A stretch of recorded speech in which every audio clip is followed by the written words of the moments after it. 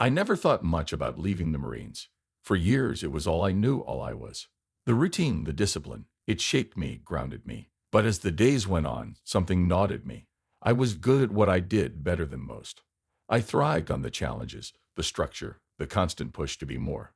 But deep down, I couldn't shake the feeling that I was capable of something bigger, something darker, maybe. And just when that itch became unbearable, that's when Agent Mason Carter walked into my life. I remember the day clearly. I was on leave, a rare break from the grueling schedules and missions. I was sitting in a small cafe, enjoying the silence that came with being away from the barracks, when he slid into the seat across from me. Dressed in a crisp black suit, he didn't say anything at first, just watched me with those sharp eyes. It was like he was measuring me up, deciding if I was worth the trouble. I didn't recognize him, but the way he held himself, calm, controlled, told me he wasn't just some passerby. Sergeant Ethan Kang, he finally said, his voice low but firm. I've been watching you. He let that hang in the air for a moment as if daring me to react. The agency needs someone like you. Someone with your skills, your discipline. How would you like to serve your country in a new way? A way that goes beyond the uniform you're wearing now. I didn't say anything at first. This wasn't the first time someone had tried to poach me for private security or some shady contract gig, but there was something different about Carter. He wasn't offering me more money or a cushy desk job. His offer was darker, more dangerous, and that's exactly why I was interested. He laid out the basics, covert operations, off-the-record missions, the kind of work that doesn't exist on paper. I wasn't naive. I knew what he was talking about, even if he didn't say it outright. It wasn't an easy decision. Leaving the Marines meant walking away from everything I'd built, my rank, my brothers in arms, the life I knew. But there was a part of me that wanted more. I wanted to be on the front lines of something bigger, something no one else could handle. And maybe, just maybe, I wanted to see how far I could push myself. So after a few sleepless nights, I called Carter back and told him I was in. That was the last day I was Sergeant Ethan Kang, U.S. Marine. From that point on, I was just Ethan Kang, recruit of the CIA. Training was hell, even by Marine standards. The physical challenges weren't the hardest part. That was familiar territory. It was the mental strain that almost broke me. For 18 months, I learned how to disappear, how to blend in, how to be a ghost. They taught us to live in the shadows, to work in the spaces between governments and borders, where the rules didn't apply. I learned languages I'd never heard before, studied cultures and politics I never thought I'd care about. But most of all, I learned how to kill without hesitation, without remorse. By the end of it, I wasn't sure who I was anymore. The man who walked out of that training wasn't the same man who had walked in. But that was the point, wasn't it? The CIA didn't need soldiers. They needed operatives. And I was ready to be one of them. Or so I thought. That's when I met John McCall, my first partner. If I thought Carter was intense, McCall was a whole different beast. He didn't waste time with introductions or small talk. The first thing he said to me when we met was, "Don't slow me down and don't get in my way." He had this gruff southern drawl that made everything he said sound like a threat. The kind of man who had seen too much, done too much, and didn't care about the consequences anymore. But he was the best at what he did, and that's why they paired me with him. Our mission brief was simple, on paper anyway. Infiltrate a North Korean biological weapons facility, gather intel, and get out without leaving a trace. Easy to say, much harder to do. The facility was deep in the wilderness, past the Chinese-North Korean border, hidden from the world, the kind of place that didn't exist on any map. We were to confirm the rumors that North Korea was experimenting with something far worse than nuclear weapons, and if we found proof, we had orders to destroy it. McCall laid out the plan with the cold efficiency of a man who had done this 100 times before. "We're not here to save anyone," he reminded me. "We get the intel, we get out. Anything else is a distraction. Got it?" I got it. But I didn't like it. Crossing the border was the easy part. We had help from an old operative, Sam, who had been working in the region for years. He knew every path, every checkpoint, and every patrol schedule by heart. He was supposed to be retired, but like most of us, he couldn't stay away. He drove us through the mountains, through the kind of desolate terrain that makes you feel like the last person left on Earth. As we got closer to the border, Sam started talking about the legends. North Korean folktales about the dead walking, about riders who command the souls of the damned. I didn't put much stock in it, but McCall just sat there, quiet as a grave. Maybe he knew something I didn't, or maybe he just didn't care. We crossed into North Korea under the cover of night, the mountains casting long shadows that seemed to swallow us whole. From that point on, every step we took was in enemy territory, and the weight of the mission pressed down on me. I had trained for this, prepared for this, but nothing could have prepared me for what was waiting in the darkness ahead. When McCall first stepped out of the shadows at our safe house just over the Chinese border, I wasn't sure what to make of him. He had that look about him, like a man who's been through hell and doesn't care to talk about it. His hair was graying at the edges, his face hard and weathered like he'd spent more time fighting than living. His eyes, though, they were something else. Cold, calculating, and sharp. The kind of eyes that didn't just see you, they dissected you. He didn't bother with pleasantries. "Don't slow me down," he growled, tossing his gear into the corner. "And don't try to play the hero. We've got a job to do, and I don't give a damn how you feel about it." I didn't bother with a response. I'd been warned about him, about his reputation. McCall wasn't the kind of man who bonded with partners or looked out for anyone but himself. He was a machine, a cog in the CIA's war machine, built for efficiency and results. If he was still around after all these years, it wasn't because he was lucky. It was because he was ruthless. And as much as I disliked him already, I knew I had to trust him. If we were going to survive this mission, we had to work together, whether I liked it or not. After a brief introduction, McCall launched straight into the mission briefing, laying everything out with that deadpan precision of his. The facility we were after was deep inside North Korean territory, hidden in the wilderness where no satellite could reach. Intelligence reports were scarce, but we knew enough to be worried. North Korea was experimenting with something big, something that could change the game, and we were there to stop it. McCall didn't sugarcoat it. "This isn't some glorified recon mission, Kang," he said, staring straight through me. "This is a one-way trip if we screw up. No one's coming to save us. You got that?" I got it. The stakes were always high in our line of work, but there was something about this mission that felt different, bigger, more dangerous. We weren't just gathering intel or taking out a target. We were walking straight into the unknown, into a place that didn't officially exist, to find something that the world wasn't ready to hear about. As McCall went over the details, the weight of it all settled in. We were heading into a facility that wasn't just experimenting with biological weapons. They were working on something far worse. The whispers we heard hinted at reanimation, a way to bring the dead back to life. Not as soldiers, but as weapons. Living, breathing weapons that didn't feel pain, didn't need food or water, and would follow orders without question. If that was true, and if they succeeded, it would mean more than just another weapon in North Korea's arsenal. It would change the face of warfare forever. "We're not heroes," McCall reminded me, his voice cutting through the tension. "We get in, we get the intel, and we get out. Anything else is a distraction." His words were cold, but I understood.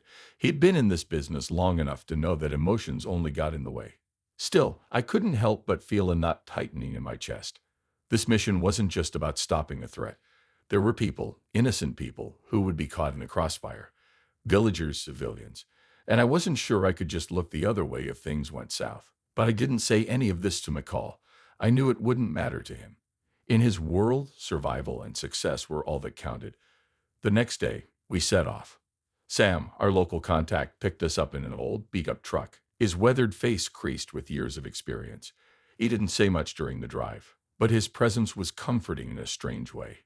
He'd been doing this for longer than I'd been alive, smuggling people across borders and into places no one should be going. If anyone knew how to get us in and out, it was him. As we drove through the barren mountains, Sam finally broke the silence. He started talking about the stories he'd heard over the years, rumors of strange things happening in the borderlands. He spoke of the dead walking, of soldiers who didn't die, and of a rider who commanded them.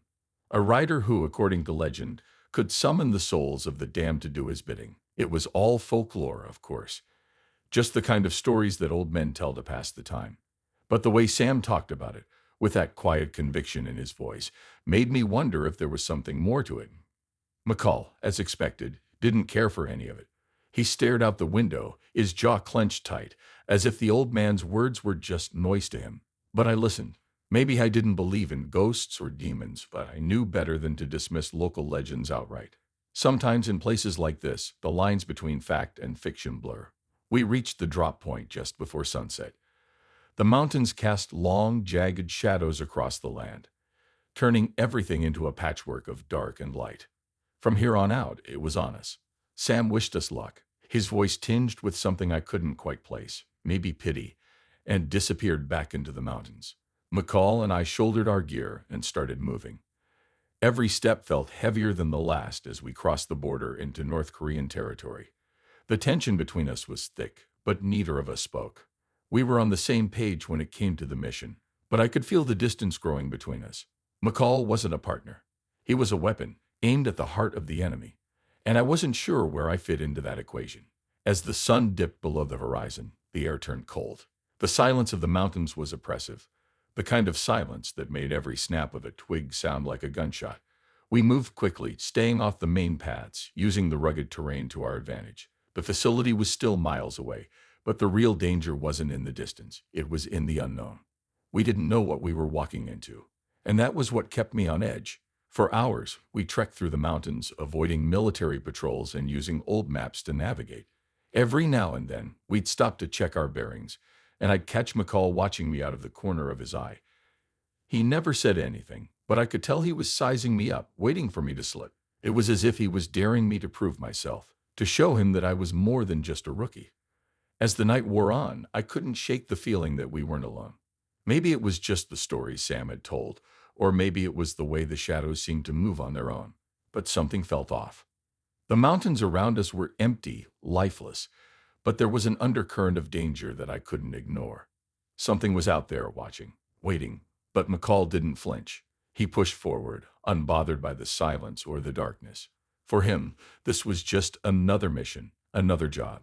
But for me, it felt like the beginning of something far worse than anything we'd been prepared for.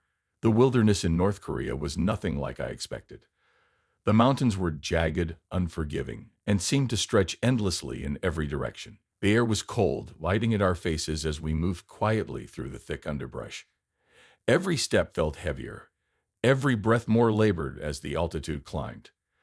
The silence out here was different from anything I'd known, like the land itself was holding its breath, waiting for something to happen. It was eerie, unsettling, and I couldn't shake the feeling that we were being watched.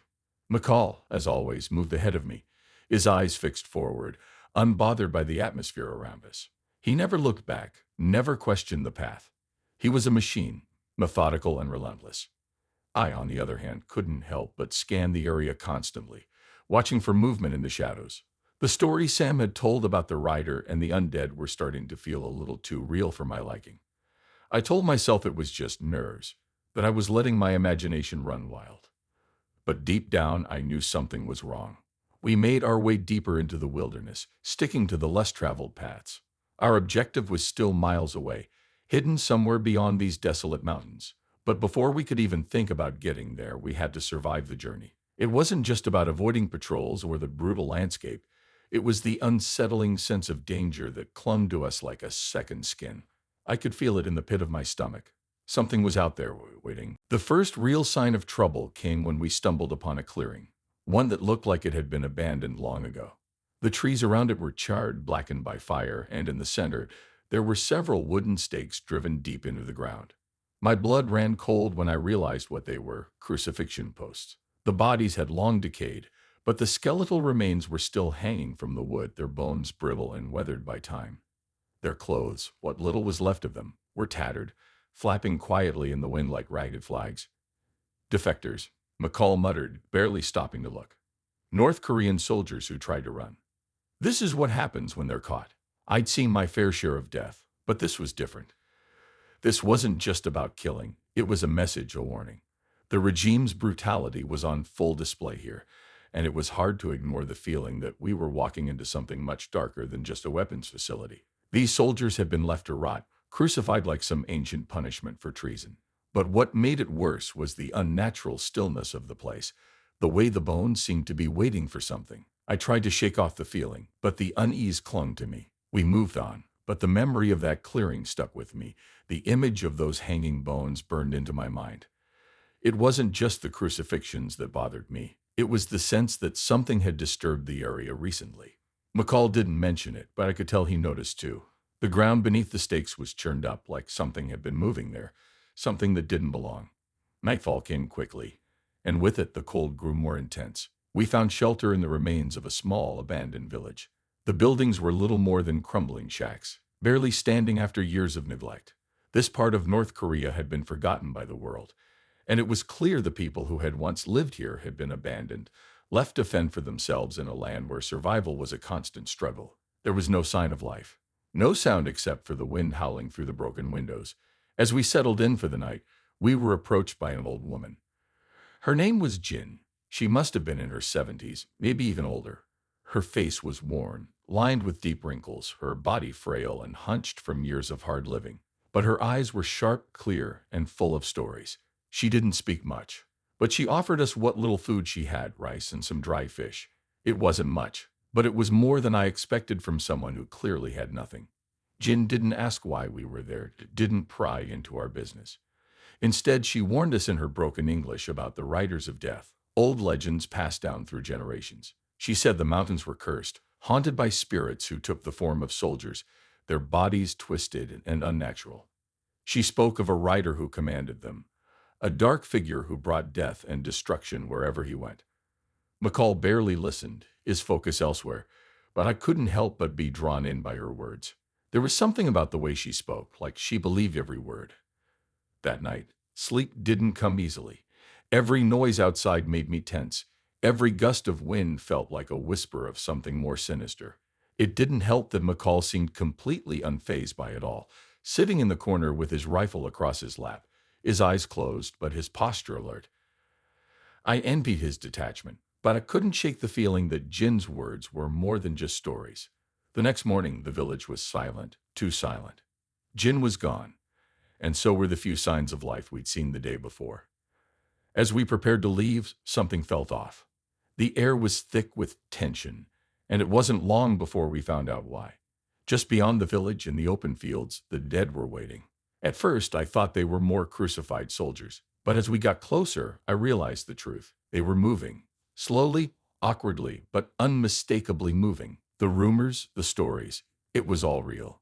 The dead were walking. There was no time to think. McCall was already in motion, his rifle up, firing clean, controlled shots. I followed suit, my mind racing, trying to process what I was seeing. These weren't just corpses. They were reanimated, twisted versions of the men they once were. Their flesh hung in rotting strips, their eyes vacant, yet somehow filled with a terrible hunger. And they weren't stopping. No matter how many we shot, more kept coming, shambling out from behind trees, from the ruined buildings. It was as if the ground itself was giving birth to them. In the chaos, I saw Jin, or at least what was left of her. She had become one of them, her frail body contorted, her eyes vacant and dead. In that moment, something inside me broke. Without thinking, I raised my gun and put her down. I didn't have time to mourn. I didn't have time for anything except survival. We fought our way out of the village, barely making it to higher ground before the undead overwhelmed us. By the time we reached safety, the village was burning behind us, consumed by the fire McCall had set as a distraction. But even from a distance, I could still hear them, the low, guttural moans of the dead, echoing through the mountains.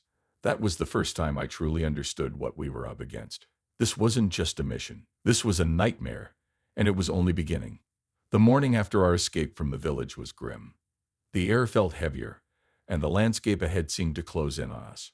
McCall was silent, as usual, his face set in a cold mask of determination. We didn't talk about what had happened the night before.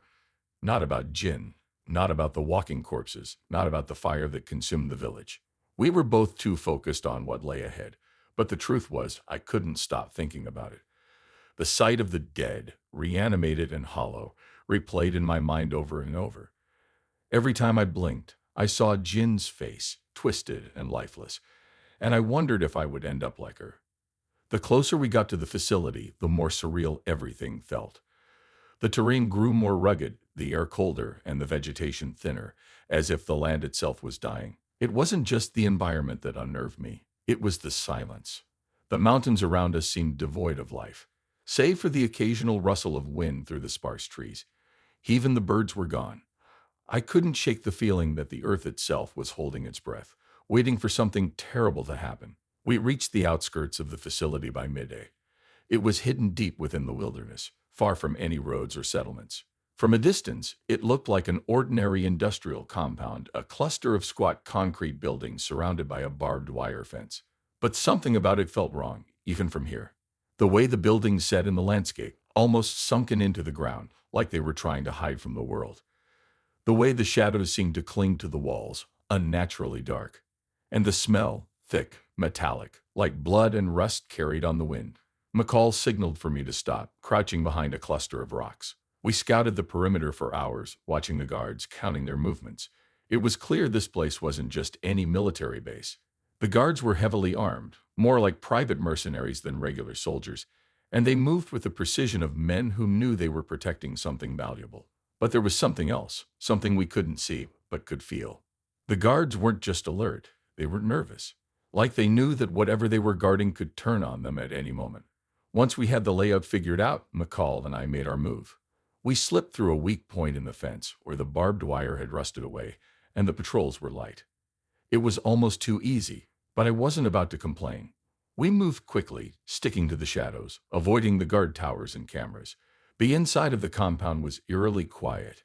No voices, no machinery. Just the low hum of electricity in the distance, like the whole place was holding its breath. The first building we entered was an administrative office, dusty, abandoned, and reeking of mildew. Papers were scattered across the floor, desks overturned, as if the place had been evacuated in a hurry.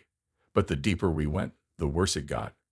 The hallways grew darker, the smell more pungent. Eventually, we found what we were looking for, a door marked restricted. It was locked, but McCall made short work of it with a small explosive. The door blew open with a low thud, and the stench that hit us was enough to make my stomach turn. Inside, the facility was a nightmare. The first thing that hit me was the smell. Rotting flesh, chemicals, and something else I couldn't place. The second thing was the noise. It was faint at first, but as we moved deeper into the building, it grew louder. A low, guttural moaning, like something trapped in the walls. And then we saw them. The bodies. Dozens of them, maybe more, laid out on metal tables, hooked up to machines. Some were human. At least they used to be. Others were too far gone to tell. Their skin was pale and mottled, their limbs twisted at unnatural angles. Tubes and wires snaked in and out of their bodies, pumping God knows what into their veins. And worst of all, some of them were still moving. What the hell is this? I whispered, my voice barely audible. McCall didn't answer. He didn't have to. This was the result of Dr. Hand's experiments, the reason we were here. This wasn't just a weapons facility. It was a lab.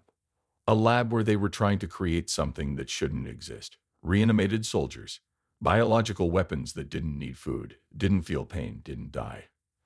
I could see now why the guards were so nervous. They weren't just guarding a facility. They were guarding hell. We moved through the lab, stepping over bodies and broken glass. There were more rooms, more tables, more horrors. In one corner I saw a child, a little girl, no older than 7 or 8, strapped to a table, her eyes wide open, staring at the ceiling. Her skin was gray, her hair matted, but she was still breathing. Barely. My gut twisted, and for a moment I wanted to turn around, to leave this place and never come back. But McCall kept moving, his expression hard and unreadable. Eventually, we found Dr. Han. He was in one of the lower levels, in a sterile room that looked more like a morgue than a lab. He didn't even flinch when we burst in. He just sat there behind his desk, staring at the monitors that displayed the grotesque results of his work. He was an older man with thin hair and sunken eyes, but there was something cold and clinical about him, like none of this bothered him in the slightest. "We've been expecting you," he said calmly, his voice soft and measured. "You're too late, though. The process has already begun." "What process?" McCall asked, his voice tight with anger. Dr. Han smiled, a cold, empty smile that made my skin crawl. "The world is changing. You're witnessing the future of warfare. A new kind of soldier, one that doesn't question orders, doesn't need rest, one that cannot die." McCall didn't hesitate. He grabbed Dr. Han by the collar and slammed him against the wall. "What have you done?" he growled. "What the hell is going on here?" But before Dr. Han could answer, the alarms went off. The low, blaring sound echoed through the building, and in an instant, the moaning from the other rooms grew louder. The bodies on the tables started to twitch, their limbs jerking violently as if something inside them was trying to break free. "We need to move," I said, my voice barely above a whisper. McCall dropped Dr. Han and turned to me, his face set in a grim line. "We're taking him with us," he said, his voice hard. "We need answers." We dragged Dr. Han out of the room and made our way back through the facility, the sounds of the undead growing louder with each step. The walls seemed to close in on us, the smell of decay thick in the air. I could hear the guards shouting, gunfire echoing through the hallways as they tried to contain whatever it was we had just unleashed. But I knew deep down that it was too late. Dragging Dr. Hand through the facility was harder than I expected. He was thin, frail even, but fear had a way of making a man dead weight. McCall had a firm grip on him, but I could see the tension in his face. The alarms were still blaring, and the sounds of chaos echoed through the corridors, shouts, gunfire, and something else. That terrible groaning, the sound of bodies moving that shouldn't be. We had unleashed something that no amount of bullets could stop, and I wasn't sure we'd make it out alive. We moved quickly, sticking to the shadows as much as we could. McCall's focus was ironclad, dragging Dr. Han along like a man possessed. His silence was unnerving. He wasn't shouting orders, wasn't snapping commands, just moving forward with a deadly purpose. I followed closely, my mind racing. Every now and then, I glanced over my shoulder, half expecting to see the dead coming for us. Each time the halls were empty, but I knew that wouldn't last. Dr. Han wasn't much help. He muttered to himself occasionally, something about the process and the writer. I couldn't make sense of it, but I didn't have time to care. The mission was falling apart, and survival was the only thing on my mind. But the word stuck with me, gnawing at the back of my brain. The writer. Was that just another of his twisted creations or something worse?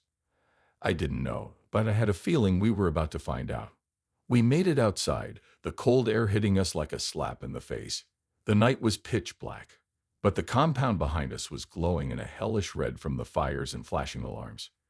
The sounds of fighting were still coming from inside, but now it was mixed with the unmistakable moans of the undead. They had broken free, and I knew it was only a matter of time before they spread beyond the facility. McCall didn't stop. He was already dragging Dr. Hand toward the mountains, away from the carnage. "Keep moving," he growled. His voice was low, tight with frustration. "We're not out of this yet." We kept going, the terrain growing rougher as we moved farther from the facility. My legs were burning, my body aching from the constant strain, but I pushed on.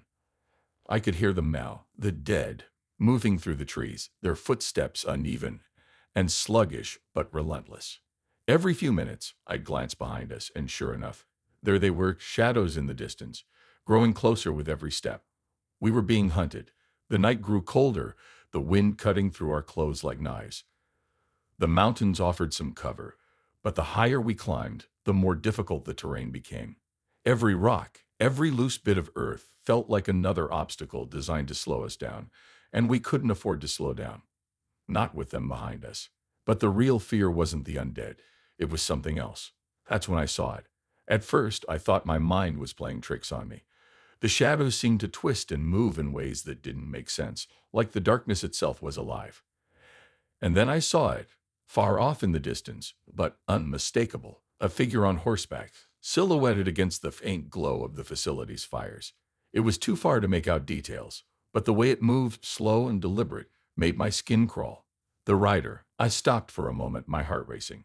McCall didn't notice at first. He was too focused on Dr. Han, on getting us out. But I couldn't take my eyes off the rider. It wasn't moving like a man, or even an animal. It was something else entirely, something wrong. And it was coming for us. "We need to move faster," I said, my voice barely above a whisper. McCall glanced at me, then followed my gaze. He saw it too. For the first time since we entered this hellhole, I saw something in McCall's eyes that scared me. Fear. He didn't say anything, just tightened his grip on Dr. Han and picked up the pace. I followed, my mind racing. The rider wasn't just some twisted creation of Dr. Han's experiments. It was something more, something supernatural, and I had a sinking feeling that no amount of training could prepare us for what was coming. The rider was getting closer, and with it came a terrible sense of dread, like the air itself was thickening around us. It wasn't just moving, it was commanding the dead. I could see them now, more clearly, the undead soldiers shambling through the trees, moving with a purpose I hadn't seen before. They weren't just hunting us.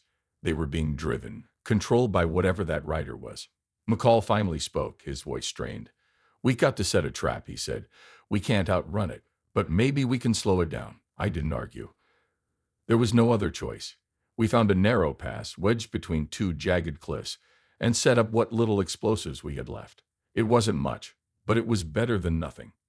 McCall was quiet, his hands steady as he rigged the charges.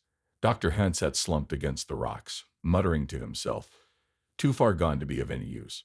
I kept watch, my eyes scanning the darkness for any sign of the rider or its undead army. The minutes stretched on, each one feeling like an eternity. The wind howled through the pass, but beyond that, there was nothing. No movement, no sound. I started to think maybe we'd lost them. Maybe the rider had turned back, or maybe we were just imagining it. But then I saw it again. The shadows shifted, and the rider emerged from the darkness, its pale horse moving slowly, deliberately. The undead followed close behind, their eyes empty and lifeless, their movements stiff and unnatural. Now, McCall whispered. I hit the detonator. The explosion rocked the pass, a deafening roar that sent chunks of rock and debris flying in every direction. The rider and its army disappeared in the cloud of dust and rubble, and for a moment I thought we'd done it. I thought we'd stop them, but then, out of the smoke, I saw it. The rider untouched, still on its pale horse, still moving toward us. We need to go, I said, my voice tight with panic. McCall didn't argue. We grabbed Dr. Han and ran, our legs burning with exhaustion, our minds screaming with fear. The rider was relentless, and no matter how fast we moved, it kept coming, that terrible figure on horseback looming ever closer. We didn't stop running until we reached the extraction point, where the faint lights of the chopper came into view, flickering in the darkness. It felt like salvation, like a lifeline in the storm. But even as we boarded, even as we lifted off and flew away from the mountains, I couldn't shake the feeling that it wasn't over. That rider, that thing, wasn't just a part of this mission. It was something bigger, something ancient, and it wasn't done with us yet. As we flew over the dark, twisted landscape of North Korea, I couldn't help but wonder what kind of war we had just stepped into, and whether we'd ever be able to escape it. The ride to the extraction point was a blur of adrenaline and exhaustion. I could feel the weight of everything pressing down on me. The mission, the dead, and the rider. That thing wasn't just some sick experiment or hallucination. It was real, and it was coming for us. Even as the chopper lifted off, the heavy thrum of its blades cutting through the night air, I couldn't shake the feeling that it wasn't enough. We were running, yes, but could we ever really escape what was chasing us?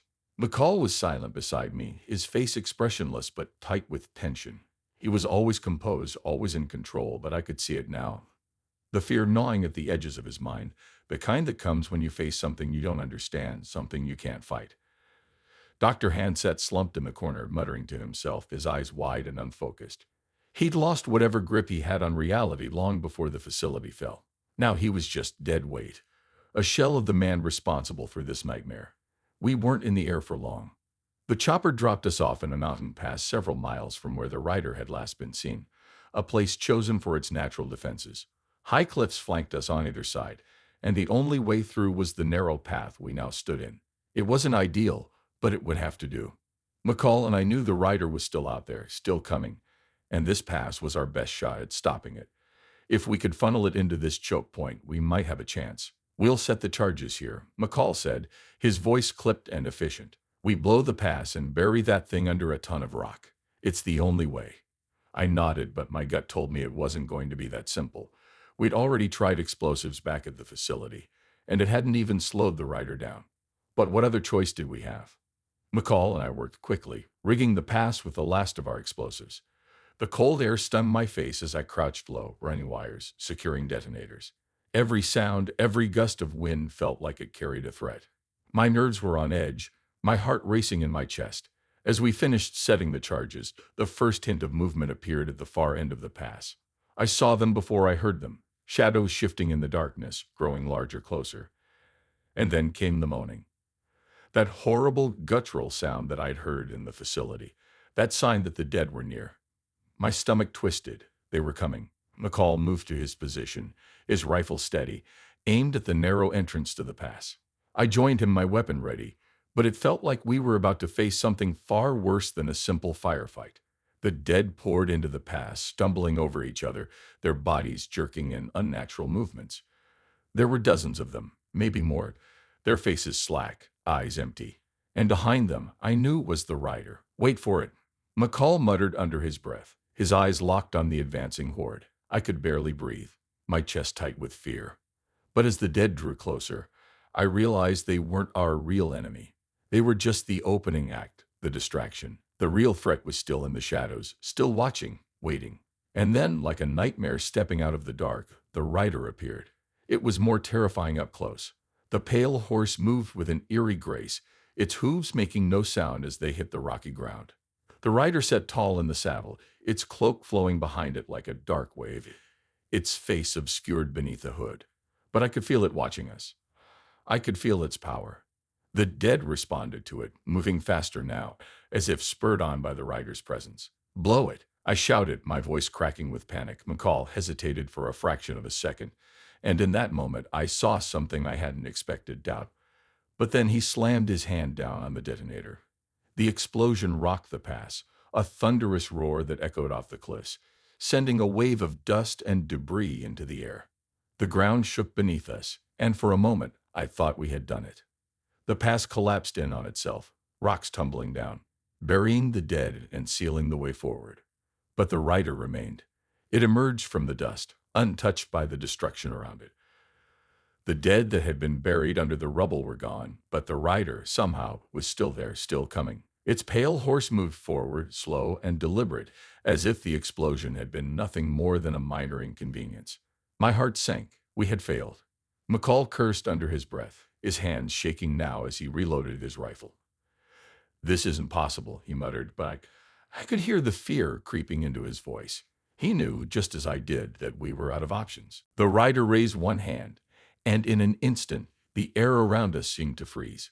The wind died, the sounds of the world faded, and all I could hear was the slow, steady beat of my own heart. The rider was controlling it, controlling everything. I could feel it like a weight pressing down on my chest, squeezing the air from my lungs.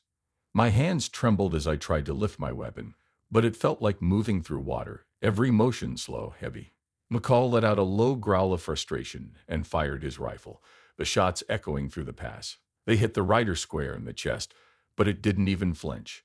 It just kept coming, its dark presence swallowing the light around it, the very air growing colder, heavier. "We have to go," I shouted, my voice barely cutting through the oppressive silence. McCall didn't argue. He grabbed Dr. Han, who had been cowering behind a rock, and we ran. We ran as fast as we could, the weight of failure pressing down on us like a physical force. The rider didn't follow us, not immediately, anyway, but I knew it wasn't far behind. It was toying with us, giving us the illusion of escape before it closed in for the kill. We reached the extraction point just as the chopper touched down. The pilot waved us over, his face pale and tight with fear. He didn't ask questions, just hauled us inside and lifted off as soon as we were on board. The rotors roared to life, and we lifted into the sky, the mountains shrinking below us. I looked down, my heart still racing, and saw the rider watching us from the ground, its pale horse standing motionless in the center of the ruined pass. It didn't try to follow, didn't make a move. It just watched, its presence a cold reminder that this wasn't over. As we flew higher, away from the horror below, I couldn't shake the feeling that we hadn't escaped anything. The rider had let us go for now, but I knew deep down that it was still out there waiting. And one day, it would come for us again. I thought the chopper ride would bring relief, that the distance between us and the rider would somehow lessen the grip it had on my mind. But even as the mountains fell away beneath us, the weight of what we'd seen, of what we'd faced, settled deep into my bones. The wind howled outside the chopper, but inside there was nothing but a thick, oppressive silence. McCall sat across from me, staring at the floor, his hands clenched into fists. Dr. Han was huddled in the corner, rocking slightly, lost in his own broken mind. None of us spoke. None of us could.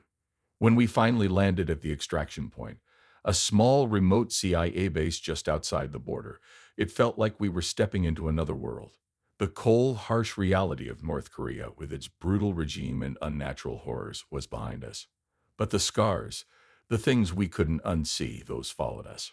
As soon as the chopper touched down, a team of agents and medical personnel swarmed us, pulling Dr. Han from the helicopter, rushing McCall and me inside for debriefing. The questions came fast and sharp. They wanted every detail, every scrap of information we could give. But how could I explain what we had witnessed? The undead? The rider? I had no answers that made sense. And the more I tried to explain, the more I realized that I didn't even fully understand it myself. The agents who interrogated us listened, their faces blank, their expressions professional, but I could see the doubt in their eyes. The way they exchanged glances when I mentioned the rider. They didn't believe me. They didn't want to believe me. McCall was worse. He gave them the bare minimum, just the facts about the mission, the facility, the biological experiments. But when it came to the rider, to the supernatural force that had hunted us, he said nothing. He didn't mention the undead, didn't mention the eerie power that had controlled the dead like puppets on strings. He sat there, cold and silent, offering nothing but what he had to. It was like he had shut down, like the man who had faced the horrors of the mission was no longer the same person sitting across from the CIA interrogators. I couldn't blame him. How do you even begin to process something like that? How do you talk about something that shouldn't exist, something that defies every law of nature and logic? It would have been easier to believe we'd imagined it, that the stress of the mission had broken our minds. But I knew better. I had seen the rider, felt its power, and no amount of denial would make that go away. Days passed in a blur of debriefings, medical checks, and endless hours of staring at the sterile walls of the base. The CIA wanted answers, but I couldn't give them what they needed. The rider wasn't just a threat. They didn't understand that. It wasn't something they could contain or neutralize with force. It was something beyond us, beyond what we were prepared to handle. And that terrified me more than anything. McCall, for his part, remained distant. He didn't speak to me, didn't acknowledge me beyond a stiff nod in passing. I knew he was unraveling. The mission had broken him in ways I couldn't fully comprehend, and I wasn't sure he would ever recover. The man who had been cold, ruthless, and unflinching in the face of danger was gone, replaced by someone I barely recognized. I'd seen it before in soldiers after battle, the way they crumbled under the weight of what they'd done, what they'd survived. But this was different. The rider had left a mark on McCall, and it wasn't one that would heal with time. I thought about leaving, walking away from the CIA, from all of it. The nightmares had started, and I wasn't sure how long I could keep going. Every night, I saw the rider standing on that pale horse, watching me, waiting. I could feel its presence in the dark corners of my mind, always just out of sight, but never gone. But walking away wasn't an option, not really. The CIA owned me now, and there was no returning to the life I'd had before. It wasn't until the final debriefing that I realized just how deep I was in. Agent Carter appeared again, stepping out of the shadows like he had that first day in the cafe, offering me the chance to serve my country in ways I'd never imagined. But this time, his expression was different, grim, controlled. He wasn't here to congratulate me or offer any comfort. "You did well, Kang," he said, his voice low and deliberate. "But this is far from over." I didn't respond at first, just stared at him, waiting for the rest. I didn't trust him, not anymore. Not after everything we'd been through. "The rider," Carter continued, his eyes narrowing. "It's not just a legend. We've been tracking similar phenomena for years. It's ancient, something beyond our understanding, and it's not going to stop. We believe it's tied to North Korean folklore, maybe even something deeper. But now, it's awake, and it's not going back to sleep." My blood ran cold. I'd known it wasn't over, but hearing Carter confirm it felt like a punch to the gut. "So what now?" I asked, my voice hollow. "We need you," he said simply. "You faced it. You survived. That makes you valuable. More than you know." The weight of his words settled over me like a lead blanket. There was no escape. The CIA wanted me to hunt the rider, to track it, to do what? Stop it? Kill it? I didn't even know if that was possible. But what choice did I have? Thought about McCall, about how the mission had torn him apart, about how it would do the same to me eventually. But I wasn't ready to give up, not yet. The rider was still out there, and I knew, deep down, that I couldn't walk away from it. Not after everything I'd seen. Not after the way it had looked at me like it knew me. "I'm in," I said, my voice steady despite the fear churning in my gut. Carter nodded, his expression unreadable. "Good, we'll be in touch. But for now, get some rest. You're going to need it." I watched him leave, his footsteps echoing down the sterile hallway. I didn't feel relief. If anything, I felt heavier, weighed down by the knowledge of what was to come. The rider was still out there, and I was being pulled deeper into a fight I didn't fully understand. The nightmares would keep coming. The memories of the dead, the rider, the facility, they would never fade. But I had a new mission now, and whether I liked it or not, I was going to face the rider again. And this time, I wasn't sure if I'd survive.